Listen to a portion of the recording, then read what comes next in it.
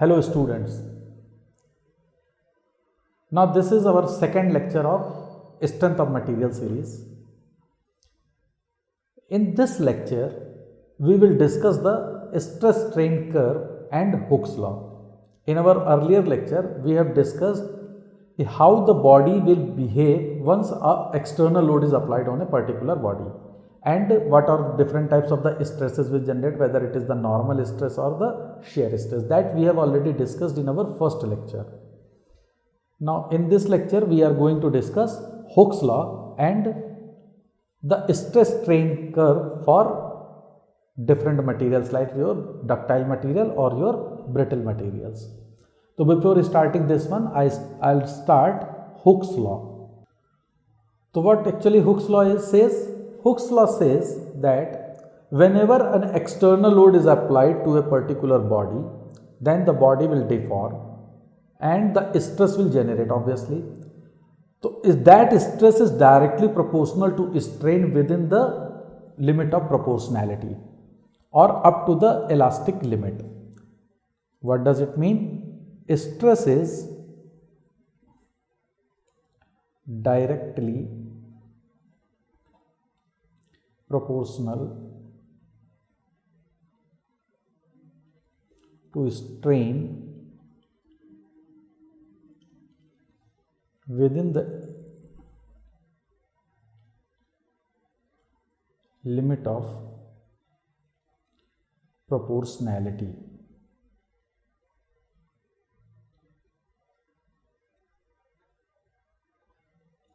Within the limit of proportionality. Okay, and this means that stress is directly proportional to strain, or in other sense we can say that stress is equal to E times epsilon, where this E is nothing but it is Young's modulus. It is the Young's modulus, or it is also known as the elasticity of a body.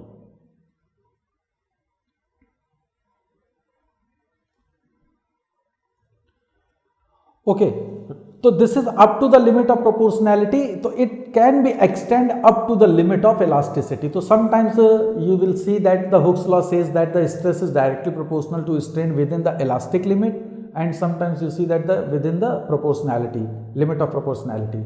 Okay, so since the elastic limit and limit of proportionality are very close to each other, even though after the limit of proportionality the linear behavior changes, it is not the linear, but we take it just like as a linear because these two values are very close to each other. So we can extend the Hooke's law up to the level that stress is directly proportional to strain within the elastic limit.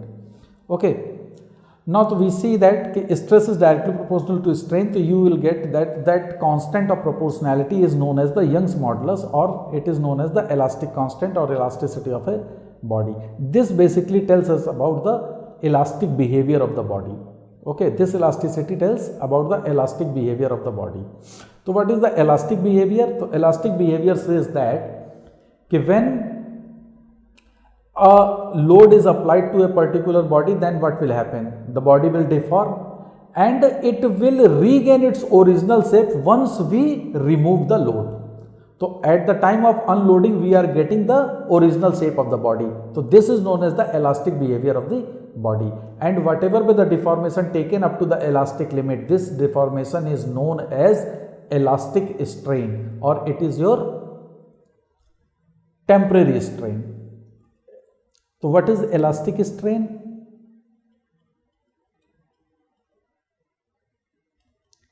So elastic strain, suppose we write it as epsilon E, that is the elastic strain that has been generated. So this is nothing but it is a temporary strain developed, temporary strain in the body, and the deformation can be regained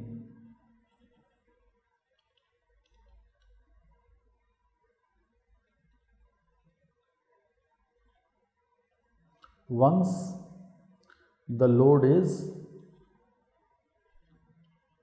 removed. Okay तो जैसे ही हम load को remove करेंगे means unloading करेंगे तो जो भी changes आए होंगे वो सारे चेंजेस हमारे रीगेन हो जाए, हम अपनी ओरिजिनल शेप पे पहुंच जाए। Means body attains it's original shape. Okay, so this behavior of the body is basically known as the elastic behavior of the body. Okay, so this is elastic behavior of body.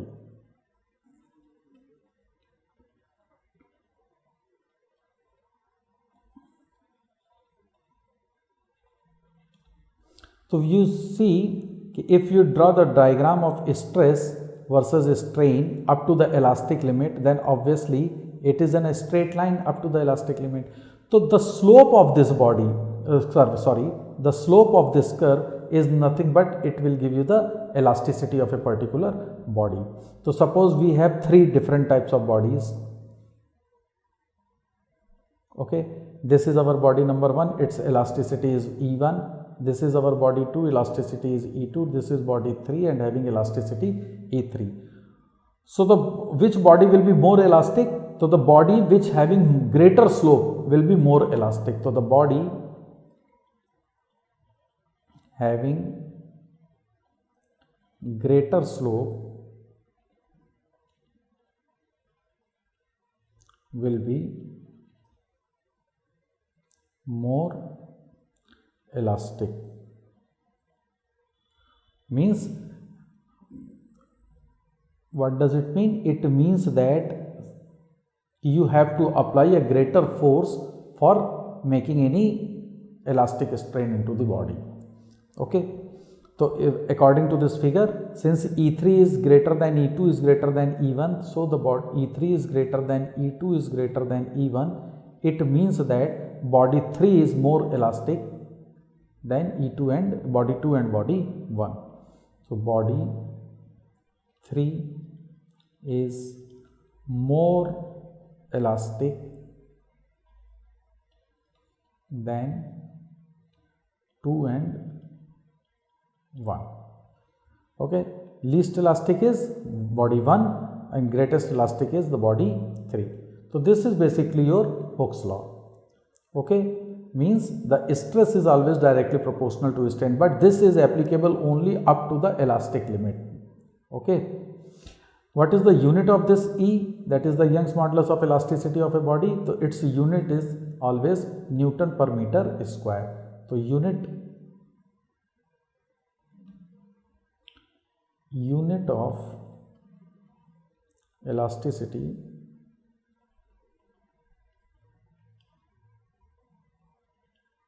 E of a body is equal to Newton per meter square, and most of the time it will be given in the form of gigapascal or megapascal.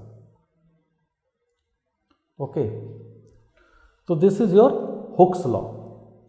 Now come to the stress strain diagram.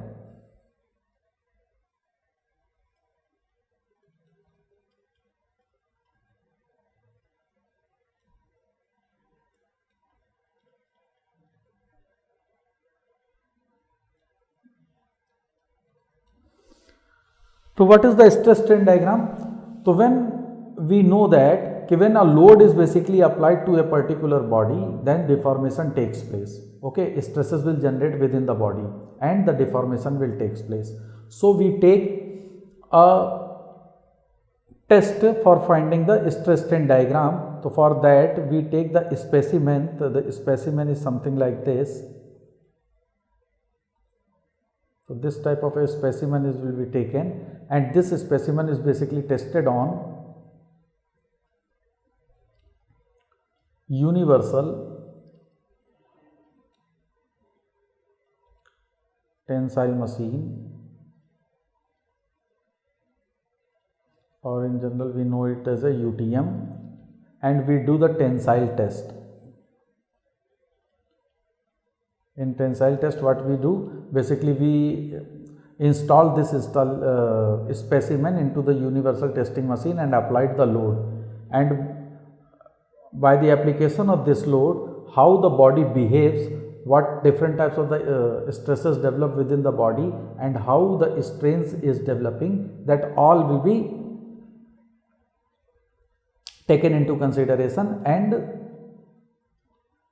a diagram between the stress and the strain will be given. So what is that diagram? So now I am going to just explain that diagram.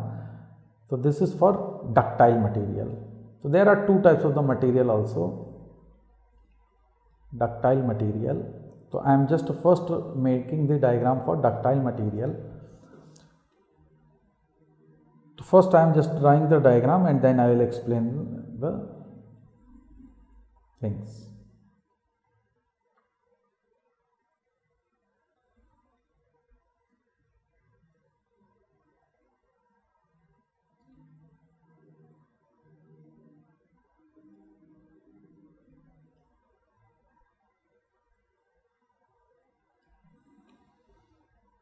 Suppose this is our point A, this is our point B, this is C, D, this is E, and this is your F. Here it is stress on y-axis and strain on x-axis. A load is applied to a particular body. So point A is your limit of proportionality.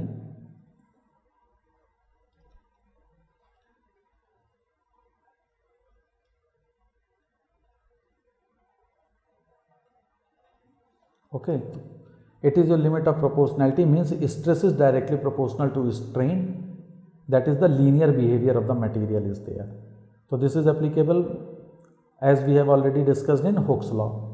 And this point B is nothing but, once we increase the load, the stress value will increases. Okay, then the point B is nothing but, it is your elastic limit.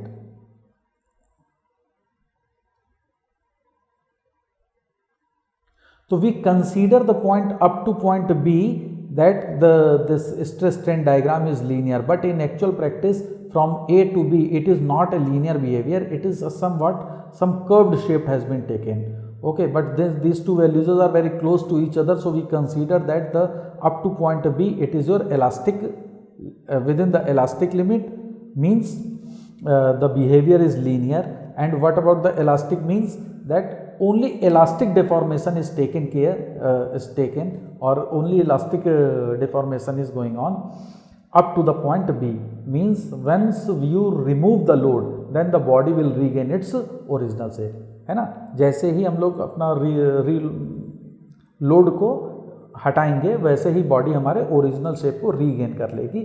तो up two point B तक हम लोग का elastic limit होता है. Beyond that, अब इसके बाद भी हम उस पर लोड को इंक्रीज करेंगे, then what will happen, the plastic deformation start होता है. तो the point C is the point, we reaches to the point C, this is the point where it is known as upper yield point.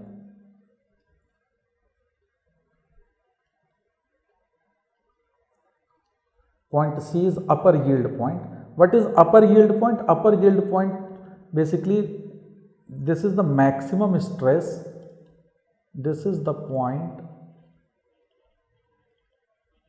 where maximum stress required or generate to start the plastic deformation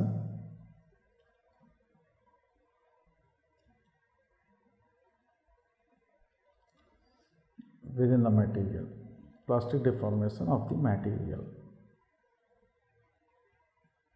क्या मतलब होगा कि yield point, जो अपर yield point है, ये वो stress होता है, मैक्सिमम स्ट्रेस होता है with in the body, generate होता है जब हम लोड को अप्लाई करते हैं. तो ये वो मैक्सिमम स्ट्रेस होता है जहाँ पे प्लास्टिक डिफॉर्मेशन हमारा स्टार्ट हो जाता है. इसका मतलब क्या है कि अब अगर हम लोग अपने लोड को हटाएंगे then the body will not regain its original shape, some deformation will still be there. जितना इलास्टिक होगा वो तो हमारा इलास्टिक डिफॉर्मेशन तो हम रीगेन कर लेंगे, लेकिन प्लास्टिक डिफॉर्मेशन जो होता है इसको हम लोग रीगेन नहीं कर पाते हैं। ओके, तो पॉइंट सी से हमारा प्लास्टिक डिफॉर्मेशन स्टार्ट हो जाता है, that is your upper yield point. This is sigma, let it be U Y U, that is yield point upper. Okay, तो this is upper yield point, point C. यहाँ से plastic deformation start होता है। अब ये plastic deformation start कैसे होता है, ये प्लास्टिक इसका मैकेनिज्म को अगर हम लोग समझें तो देखिए एक्चुअल में क्या होता है कि जब हम किसी बॉडी के ऊपर फोर्स को अप्लाई करते हैं तो क्या होगा कि बॉडी में मॉलिक्यूल्स पहले कुछ अरेंज्ड रहते हैं उसके लैटिस में। ओके, हम जब इसके ऊपर फोर्स को अप्लाई करेंगे, बॉडी के ऊपर कोई भी फोर्स अप्लाई हो रहा है ना, it is compressive, let it be tensile, just have to make a tensile load because it is a tensile testing। तो अब हमने बॉडी के ऊपर एक कोई टेंसाइल लोड को अप्लाई किया तो क्या होगा कि ये इन मटेरियल्स के बीच में बॉन्डिंग होगी, ये बॉन्ड्स ब्रेक होंगे। ओके, जैसे ही ये बॉन्ड्स ब्रेक होंगे तो डिसलोकेशन विल अकर। तो breaking of bonds between the body molecules, breaking of bonds between molecules। Okay, पहले ब्रेक होंगे bonds, then dislocation will occur.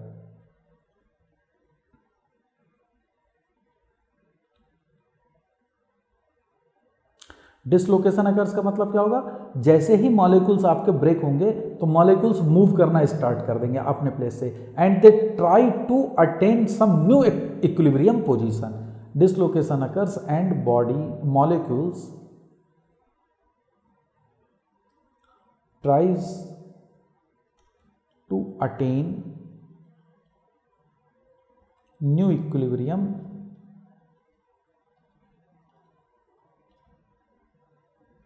position। Okay, तो अब क्या होगा जब मॉलिक्यूल्स हो तो मॉलिक्यूल्स जो होते हैं वो दूसरे मॉलिक्यूल्स के ऊपर से स्लाइड करके मूव करने लगते हैं। तो this mechanism of molecule sliding of the molecules is known as the slipping mechanism. तो molecules trying to slides over each other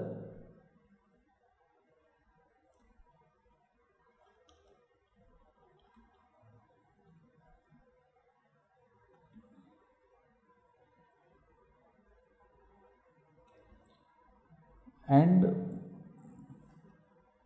moves। तो this mechanism of molecules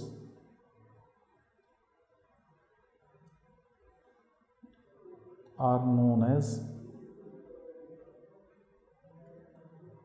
slip mechanism। अब देखिए क्या होगा, तो बेसिकली क्या हुआ, जब हम लोड को अप्लाई कर रहे हैं तो there is two important thing occur, one is dislocation and other one is your slipping of the mechanism. Slipping mechanism means molecules are moving, dislocation means breaking of bonds. तो breaking of bonds, तो bond को break करने में मुझे ज़्यादा load की वहाँ पे ज़रूरत पड़ रही होगी, तो मेरा स्ट्रेस उस समय इंक्रीज करेगा। तो that stress that increases this.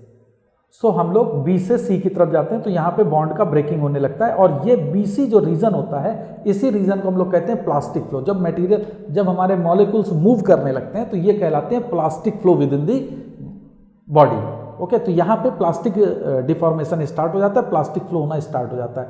तो बीसी रीजन में क्या होता है, हमारा प्लास्टिक फ्लो होने लगता है, प्लास्टिक फ्लो ऑफ मटेरियल में मॉलिक्यूल्स का प्लास्टिक फ्लो होने लगेगा। और जैसे ही पॉइंट सी से हम लोग डी पे आते हैं तो अब क्या होगा, वहाँ पे बॉन्ड का ब्रेक हुआ तो हमको हायर स्ट्रेसेस की डेवलप हुई, ज़्यादा रेजिस्टेंस डेवलप करेगा वहाँ पे, तो इसलिए स्ट्रेस मेरा इंक्रीज करेगा। और उसके बाद डिसलोकेशन हुआ और बॉडी मॉलिक्यूल्स मूव करने लगेगा, यानी कि स्लिपिंग मैकेनिज्म स्टार्ट होगा। स्लिपिंग मैकेनिज्म मीन्स मॉलिक्यूल्स जो होंगे वो स्मूथली मूव करेंगे। तो जब मॉलिक्यूल स्मूथली मूव करेंगे तो लेस रेजिस्टेंस डेवलप होगा, तो उससे क्या होगा कि हमारा स्ट्रेस जो होगा वो डाउन आ जाता है। ओके, तो because of this slipping mechanism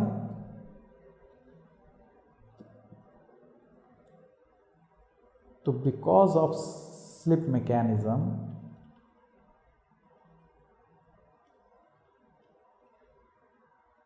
less resistance develop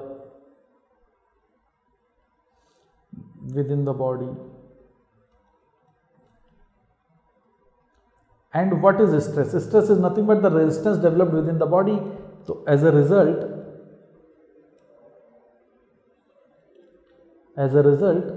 stress reduces.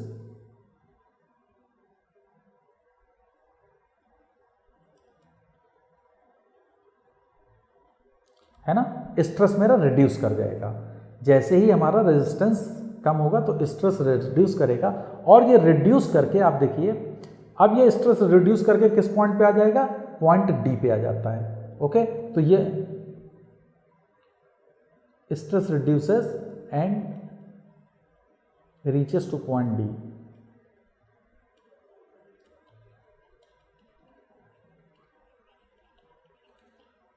Point D को हम लोग क्या कहते हैं, इसको लोअर यील्ड पॉइंट।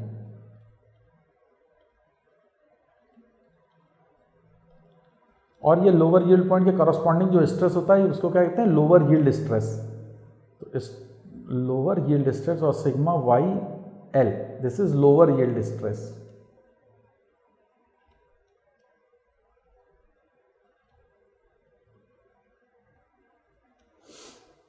ओके, तो lower yield stress is the stress that is corresponding to lower yield point, and this stress, how to define this stress? This stress is nothing but it is the minimum stress required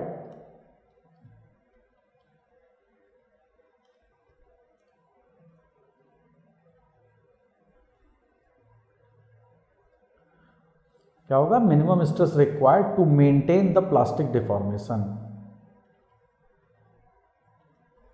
to maintain the plastic deformation।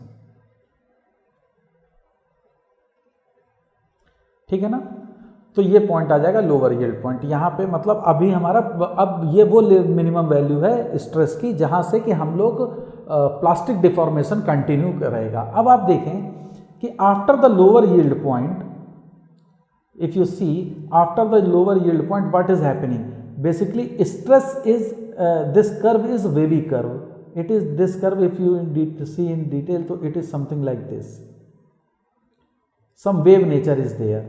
okay, so why the wave nature is there, because after the lower yield point what will happen, breaking of bond, location, dislocation, then the stress will increase, then there is a slip, again dislocation, slip, dislocation, slip। so because of this reason this curve is wave, as a wave in a nature।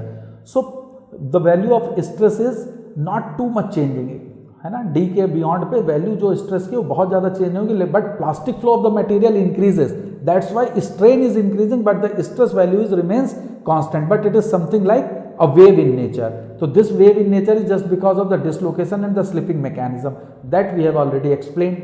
And after that क्या होगा कि अब बहुत ज़्यादा dislocation हो जाएगा, बहुत से मॉलिक्यूल्स के बॉन्ड्स ब्रेक हो जाएंगे, तो क्या होगा कि मॉलिक्यूल्स के मूवमेंट को अब वो इंपीड करने लगेगा, है ना, जैसे एक ट्रैफिक जैम सिचुएशन हो जाएगी कि बहुत सी गाड़ियां आ गई हैं तो अब गाड़ी मूव नहीं कर रही है। तो इन द सेम फैशन यहाँ पे आपका क्या होगा कि मॉलिक्यूल्स की इतने ज़्यादा मॉलिक्यूल्स डिसलोकेट हो चुके होंगे कि हमारा अब मॉलिक्यूल्स का मोशन ईज नहीं होगा, वो एक दूसरे के मोशन को हिंड्रेंस क्रिएट करने लगेंगे। तो once they create hindrance then what will happen, obviously the resistance increases a lot.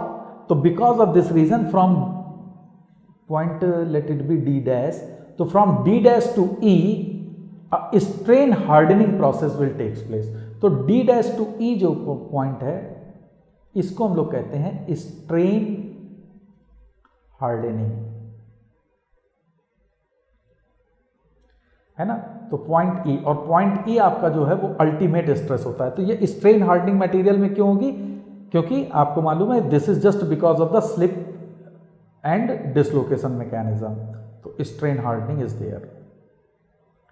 तो from D to D dash, D to D dash क्या होगा, इस बीच में curve is wave nature because of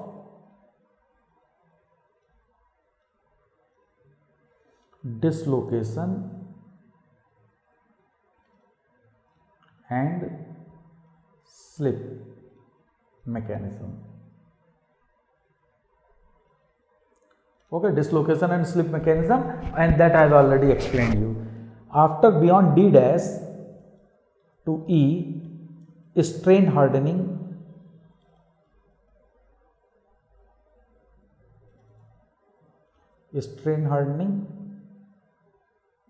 and in this region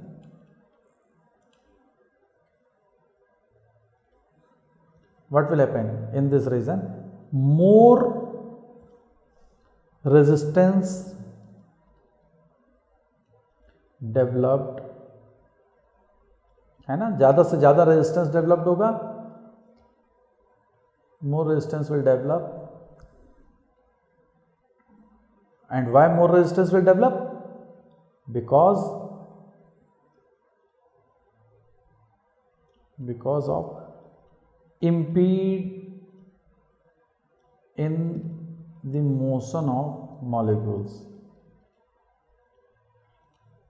dislocation.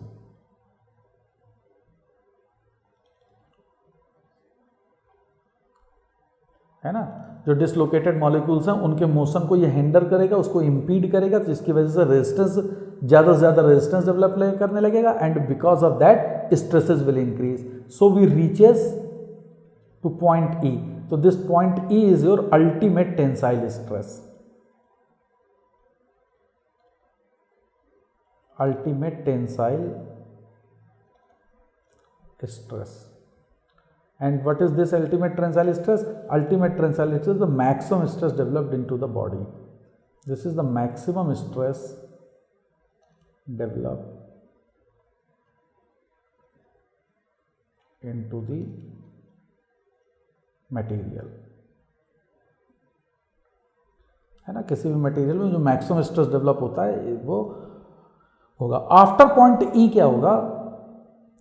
अब चूंकि यहाँ पे हमारा मैक्सिमम स्ट्रेस डेवलप हो चुका होता है, हम लोग उस पर लोड लगा देते हैं और मैक्सिमम प्लास्टिक डिफॉर्मेशन अकर कर चुका होता है पॉइंट ई तक, यानी कि लेंथ इंक्रीज उसकी बहुत ज़्यादा हो चुकी होती है. तो from here necking will start and यहाँ पे स्ट्रेन सॉफ्टनिंग प्रोसेस होने लगता है ई से एफ तक में. तो दिस इज योर स्ट्रेन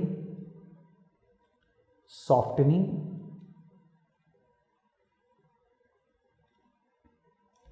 और necking will start. What does mean by necking? Necking means nothing but, अब देखिए क्या होगा कि जैसे ही अब हमारा पॉइंट ई आ गया, अब इसके बाद हम इस पर और फोर्स लगाएंगे, तो अब इतना ज़्यादा उसमें प्लास्टिक डिफॉर्मेशन हो चुका, उसकी लेंथ इतनी इंक्रीज कर चुकी कि अब हमारा क्रॉस सेक्शनल एरिया उसका रिड्यूस होना स्टार्ट होने लगेगा, यानी कि मटेरियल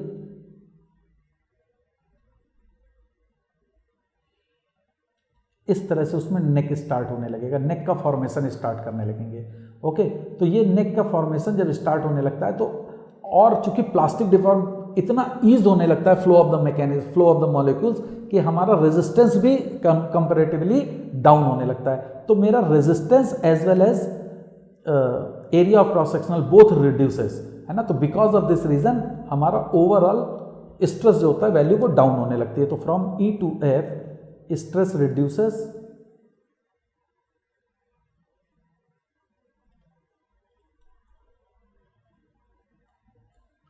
and necking starts.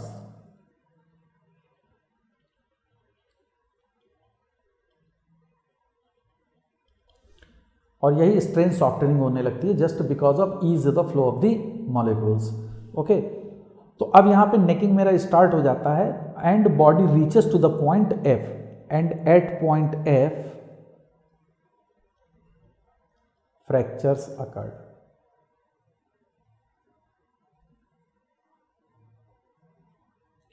तो पॉइंट F पे फ्रैक्चर हो जाता है और इसके करस्पॉन्डिंग जो स्ट्रेस होता है वो फ्रैक्चर स्ट्रेस हो जाता है. तो यहाँ पे पॉइंट F पे मेरी बॉडी आके फ्रैक्चर हो जाती है. तो ये है आपका डक्टिलिटी का स्ट्रेस स्ट्रेन डायग्राम, कि कोई भी अगर डक्टाइल मटेरियल है तो उसका स्ट्रेस स्ट्रेन डायग्राम किस तरह से वेरी करेगा from starting point to the end point, how stress behaving with respect to your strain. तो I think now it's clear to you people कि क्या डिसलोकेशन होता है, कैसे स्लिप मैकेनिज्म होगी, कहाँ पे स्ट्रेन हार्डनिंग होती है, कैसे स्ट्रेन सॉफ्टनिंग होगी, नेकिंग होगा, नेकिंग के बाद से हमारा स्ट्रेस की वैल्यू रिड्यूस करेगी और हमारा फ्रैक्चर अकर कर जाएगा एट द पॉइंट एफ पे। ओके, तो this is all about your stress strain diagram for the ductile materials. अब बात करते हैं हम लोग ब्रिटिल मटेरियल की। तो ductile material now come for the brittle material. अब ब्रिटिल मटेरियल है,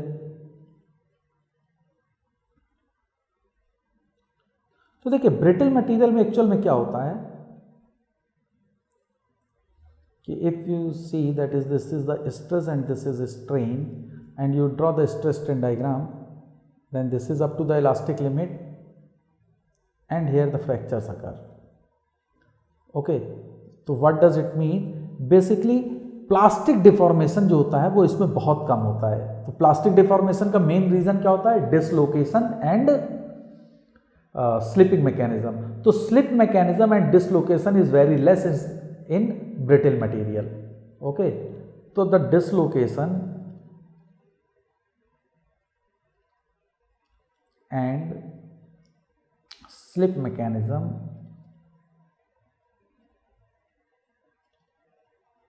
is less in brittle materials।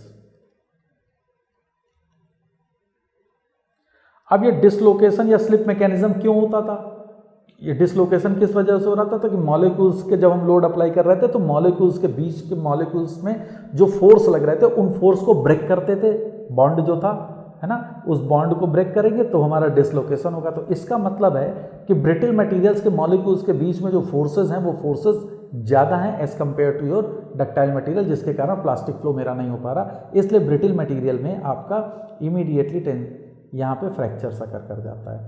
Okay, जैसे ही हम लोग लोड को बढ़ाते हैं तो हमारा फ्रैक्चर्स स्टार्ट हो जाता है और फ्रैक्चर कर जाता है ना, प्लास्टिक फ्लो नहीं होता, इमीडिएटली रैपिडली आपका फ्रैक्चरिंग हो जाती है and this is known as your ultimate tensile stress where the fractures occur. So this is your brittle materials. Okay, so I think now it's clear for you people that what is the difference between the brittle and ductile material and what are the difference between the stress strain diagram of the brittle and ductile materials। ठीक है ना। अच्छा, ये अभी हम लोगों ने जो स्ट्रेस स्ट्रेन डायग्राम की हम लोगों ने बात करी, ये हम लोगों ने स्ट्रेस स्ट्रेन डायग्राम हम लोगों ने बात करा, चाहे वो डक्टाइल मटेरियल के हो या ब्रिटिल मटेरियल के हो, this is corresponding to engineering stress and engineering strain. क्योंकि यहाँ पे हम लोग जो स्ट्रेस की वैल्यू ले रहे होते हैं ये always with respect to force per unit cross sectional area and that cross sectional area is your original cross sectional area. Okay, और हमने ऑलरेडी डिस्कस कर रखा है इन अपने फर्स्ट लेक्चर में कि there is a true stress and true strain. What does it mean, true stress is nothing but it is the force per unit cross sectional area, but that cross sectional area is your instantaneous cross sectional area. तो as the length is increased in the case of the ductile material, as the length is increasing, obviously when the length will increase then automatically the area will reduce, और जब area reduce करेगी तो stress की value increase करेगी। तो अगर हम लोग ट्रू स्ट्रेस और ट्रू स्ट्रेन की बात करें तो if we draw the diagram for true stress and true strain, then see from true stress and true strain up to the point C yield point it is okay। यहां से plastic deformation जब start होगा तो उसके बाद हमेशा यहां से ये कर्व सेपरेट कर जाता है और ये ऐसे इंक्रीज करता चला जाएगा। ओके, तो this is the curve for true stress and true strain. तो ये ग्रीन लाइन जो मैं रिप्रेजेंट कर रहा हूं डॉटेड से, this is for true stress, true stress strain curve.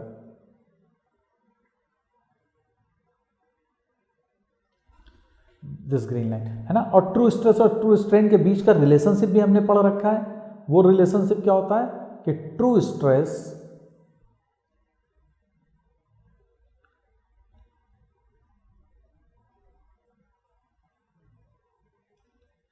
sigma t is nothing but this is equal to sigma into epsilon t raised to the power n, where this epsilon t is nothing but it is true strain. It is e raised to the power epsilon t. So that is true strain. Okay, so we see that it is an exponential rise. So the value of the true stresses always increases with respect to true strain, that we have already discussed, shown in this figure, कि वो yield point से separate कर जाता है original curve से, जो कि हमारा इंजीनियरिंग स्ट्रेस स्ट्रेन डायग्राम है, और इसकी वैल्यू इंक्रीज करती हुई चली जाती है. तो this is the basically stress strain diagram for true stress and true strain. Okay, अब इस स्ट्रेस स्ट्रेन डायग्राम से कुछ मैकेनिकल प्रॉपर्टीज को हम लोग डिस्कस करते हैं. तो now come for the discussion of some mechanical properties with respect to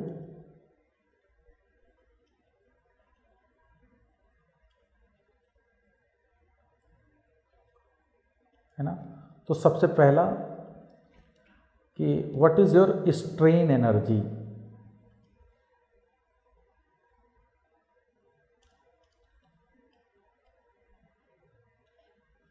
तो स्ट्रेन एनर्जी क्या को हम लोग कैसे डिफाइन करते हैं.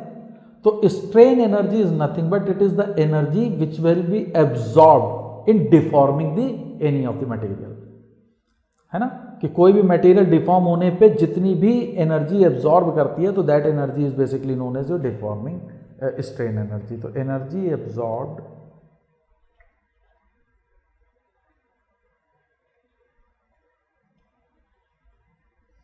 इन डिफॉर्म.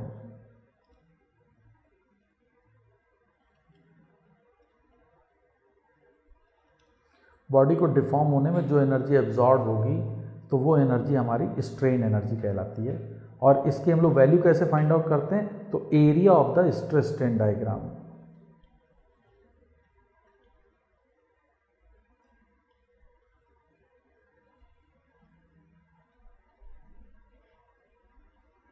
तो स्ट्रेस स्ट्रेन डायग्राम का हम लोग एरिया को कैलकुलेट कर लेंगे, तो वो हमारी बॉडी की स्ट्रेन एनर्जी को बात करेगा. जैसे आप सपोज करिए कि हमारा स्ट्रेस स्ट्रेन डायग्राम ऐसे हो, और आपसे कहा जाए कि इस पॉइंट तक बताइए कितनी स्ट्रेन एनर्जी होगी. तो the area of this portion, okay, this will give you the strain energy. This is your stress, this is your strain, है ना. तो strain energy means that is the energy absorb in straining the material. उस material को strain out करने में जितनी energy हमारी required है, जो एनर्जी एब्जॉर्ब हो रही है, तो that is your known as strain energy. Second one is your resilience.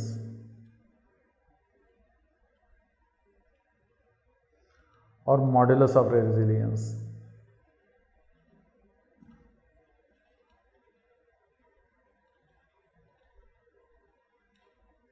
Modulus of resilience क्या होता है. This is the energy required till the energy absorbed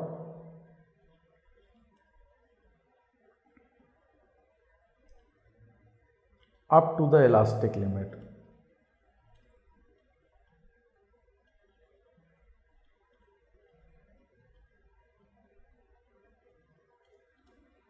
okay, तो this is known as your modulus of resilience. मतलब elastic deformation जहां तक हो रहा है, तो वहां तक जितनी भी एनर्जी मेरी एब्जॉर्ब होगी, तो वो हमारी कहलाएगी modulus of resilience.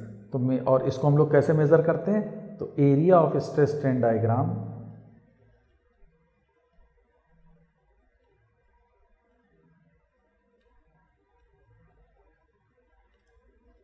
up to elastic limit.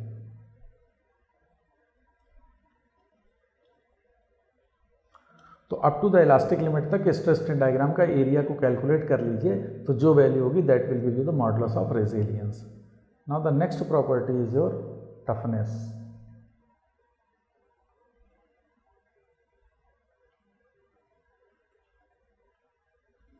तो टफनेस क्या होता है. Toughness is the strain energy, the total energy absorbed by the body up to the fracture point.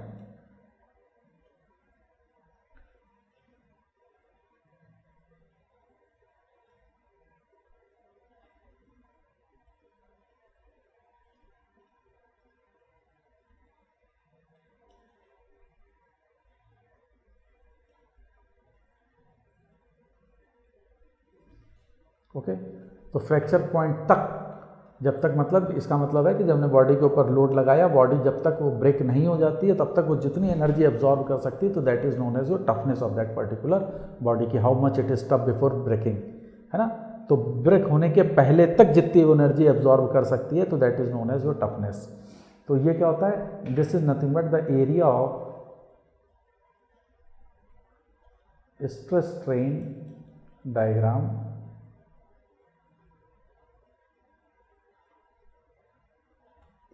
up to the point of fracture।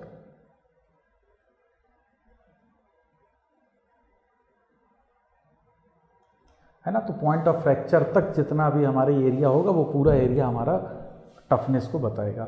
जैसे suppose कर लीजिए कि अब इसी में हम लोग ये फिगर को ड्रॉ कर दें,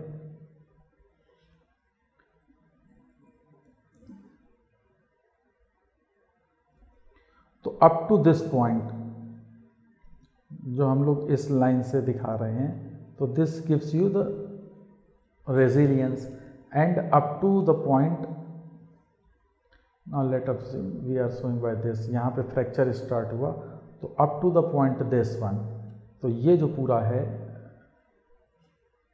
ये पूरा आपको टफनेस का वैल्यू दे देगा, पूरा area. The area of this curve is basically known as toughness. Okay, तो I think now it's clear कि टफनेस एंड रेजिलियंस में क्या डिफरेंस होता है। This is obviously stress and there it is strain. Okay,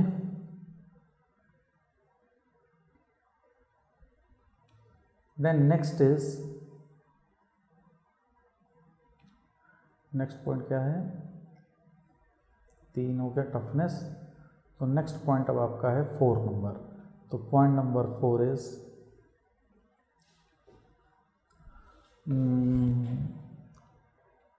stiffness. Stiffness को हम लोग कैसे डिफाइन करते हैं, तो stiffness is nothing but ability to resist the elastic deformation.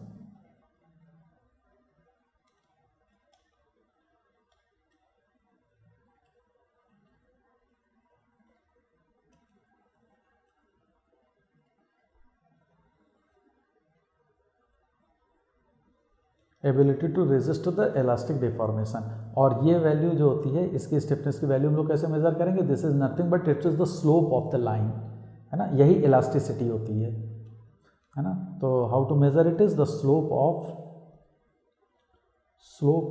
Stress strain, I am writing SS for stress strain diagram. तो slope of stress strain diagram up to elastic limit. So this gives you the stiffness of the body, how much stiff body is stiff, how much elastic the body is. Okay, then the next important is your strength of the body, strength of material. What is the strength of a particular material, है ना, यही है आपका subject, strength of material, that कि वो strength उसकी material की कितनी है। तो strength of the material basically क्या है कि हमारा देखिए इलास्टिक डिफॉर्मेशन हो जाएगा, देन इट्स ओके। जब हमने लोड अप्लाई किया उसमें इलास्टिक डिफॉर्मेशन हुआ, जैसे ही हमने लोड को हटाया देन जो इलास्टिक डिफॉर्मेशन है, सिंस वो टेम्परेरी डिफॉर्मेशन होता है, तो body regain its original shape, तो देयर इज नो चेंजेस, है ना। बेसिकली एक तरह से वो कंजर्वेटिव फील्ड होती है कि जैसे ही हमने फोर्स को हटाया तो जो भी चेंजेस है वो चेंजेस खत्म हो गए, तो वहाँ पे हमें कोई प्रॉब्लम नहीं हो रही है। लेकिन स्ट्रेंथ के जब हम बात करेंगे तो मतलब है कि प्लास्टिक डिफॉर्मेशन होने के पहले तक वो जितना रेजिस्ट कर सके। तो strength of the material is ability to resist the plastic deformation of the body. Okay, this is your ability to resist the plastic deformation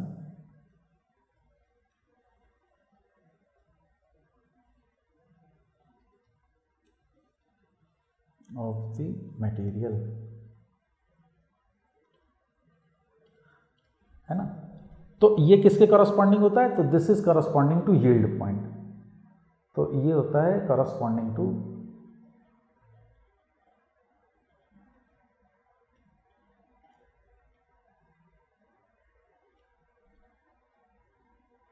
अब देखिए यील्ड पॉइंट में भी हमने दो चीज़ें मेजर करी थी, बताई थी, एक होती है अपर यील्ड पॉइंट, एक होती है लोअर यील्ड पॉइंट। तो अपर यील्ड पॉइंट जो होता है वो बहुत अनस्टेबल होता है। तो अपर यील्ड पॉइंट पे हम लोग डिजाइनिंग के लिए नहीं रखते हैं, तो इसलिए चूंकि lower yield point is very very stable, और जैसे कि आपने फिगर में भी देखा होगा, ये देखिए,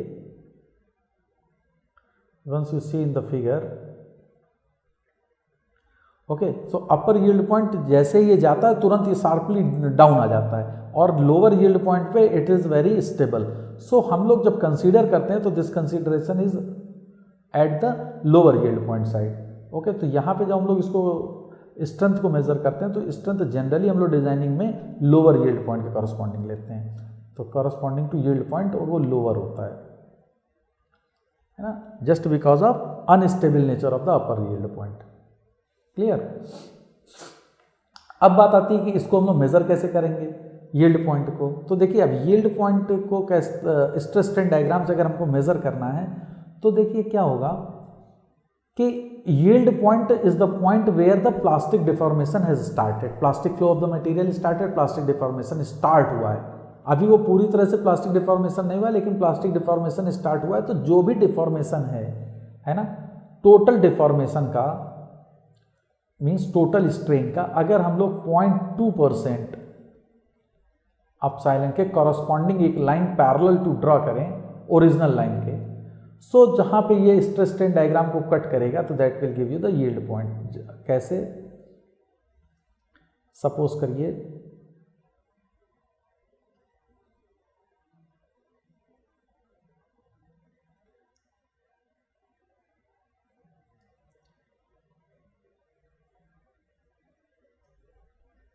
this is for ductile material. Okay, तो अब मान लेते हैं हम लोग कि ये है आपका strain and this is your stress. अब क्या होगा, 0.2% ऑफ टोटल स्ट्रेस स्ट्रेन। तो अब ये आपका टोटल स्ट्रेन आपका डेवलप हो गया मटेरियल में, this is the total strain. Okay, this is epsilon. अब इसका 0.2% हमने लिया, तो इस 0.2 को हम लोग मेजर कर सकते हैं, 0.2% ऑफ अपसाइलन, और इस 0.2% से हमने एक line parallel to this line draw करी, और ये कौन सी लाइन है आपकी? Elastic line. तो parallel to this elastic line you draw the line, and where this line cuts the curve. Okay, तो इसको हम लोग स्ट्रेंथ और यील्ड पॉइंट को कंसीडर करेंगे। तो this is known as yield stress. तो हम लोग कैलकुलेशन में जो यील्ड स्ट्रेस यूज करेंगे तो that is up to the 0.2% of the total strain. तो इस तरीके से हम लोग स्ट्रेस स्ट्रेन डायग्राम से यील्ड पॉइंट को कैलकुलेट कर सकते हैं। इवन दो कि एग्जाम्स में और क्वेश्चंस में आपको यील्ड पॉइंट की वैल्यू दी जाती है, but if someone ask you कि what is the how to calculate the yield point from the stress strain diagram, then you can easily tell them कि how to calculate the stress strain diagram. अच्छा, अब क्या होता है, किसी भी material में टोटल स्ट्रेन जो डेवलप होगा, टोटल स्ट्रेन ये दो तरह के होंगे। हम लोगों ने अभी पढ़ा टोटल स्ट्रेन, सपोज कर लीजिए अपसाइलन है, तो ये 2 टाइप्स के होंगे। एक होता है इलास्टिक स्ट्रेन, जिसको हम अपसाइलन ई से कहेंगे, और plus second one is your plastic strain, जिसको हम लोग अपसाइलन पी से बात करेंगे। So total epsilon total is nothing but it is epsilon E plus epsilon P. इस जो हुक्स लॉ होता है, that is stress is directly proportional to strain, तो वो इस अपसाइलन ई के लिए होगा, वो अपसाइलन पी और अपसाइलन टी के लिए नहीं होता है। तो एक ये रिलेशनशिप आप हमेशा याद रखेंगे, टोटल स्ट्रेन जो होगा that is the plastic strain और इलास्टिक स्ट्रेन के बराबर होगा। इलास्टिक स्ट्रेन जो होता है ये टेम्पररी नेचर होता है।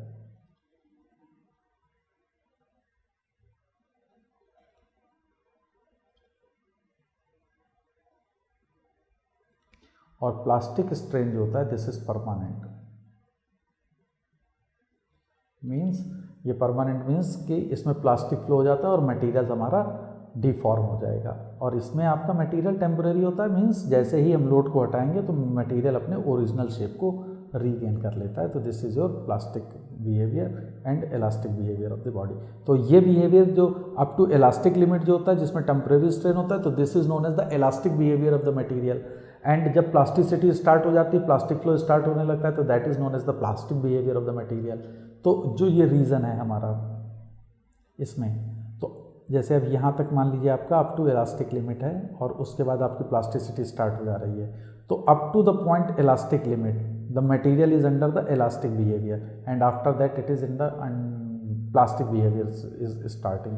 ओके, तो किसी भी पॉइंट पे हम जाते हैं और उसके अगर बाद हम सपोज करिए प्लास्टिक बिहेवियर मेरा स्टार्ट हो गया और हम किसी भी पर्टिकुलर पॉइंट पे स्ट्रेस को देखें, अगर हमने वहाँ से लोड को हटाया तो ऑब्वियसली हम लोग जितना हमारा इलास्टिक बिहेवियर रहा होगा, जो इलास्टिक डिफॉर्मेशन रहा होगा, वो हम रीगेन कर लेते हैं। तो टोटल जो चेंजेस होता है वो सिर्फ प्लास्टिक बिहेवियर वाला चेंज ही होगा, है ना, क्योंकि इलास्टिक बिहेवियर वाला टेम्परेरी होगा। तो टोटल में से ये ऑटोमेटिकली सब्ट्रैक्ट हो जाता है। फिर नेक्स्ट वन इज आपका स्ट्रेंथ हो गया, स्टिफनेस आप मेज़र कर सकते हैं, आप स्ट्रेन एनर्जी, रेजिलियंस, टफनेस, ये सारी वैल्यूज़ को हम लोग कैलकुलेट कर सकते हैं। और साथ में होता है last one is your ductile nature, ductility. तो डक्टिलिटी क्या हो जाती है? Ductility is nothing but before straining जो नेकिंग एक्शन होता है और जो जितना लॉन्गली वो स्ट्रेच आउट होता है, तो that behaviour, plasticity behaviour of the material is known as ductility. So that is the plasticity behavior of material, that is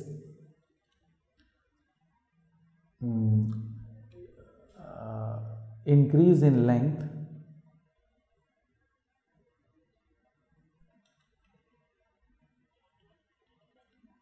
increase in length, है ना, before fracture is known as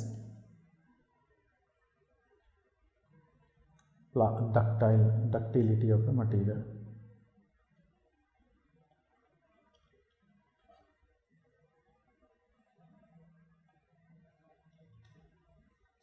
और इसको कैसे measure कर सकते हैं? तो ये आप देखिए, टोटल आपका स्ट्रेन कितना आया, मतलब आप सपोज कर लीजिए यहाँ पे आए, तो ये टोटल जितना चेंजेस आया है ना, तो ये this total changes divided by original one. तो ओरिजिनल लेंथ आपकी है और उसके टोटल चेंजेस को हम लोग परसेंटेज को कैलकुलेट करें तो you will get the ductility of the material. तो this was the basically stress strain relationship between the stress and strain, how the ductile and brittle material behaves, and what are the basic difference between the true stress strain diagram and the nominal stress strain diagram. We have discussed the nominal stress strain diagram and already explained the true stress strain diagram for ductile as well as for the brittle materials.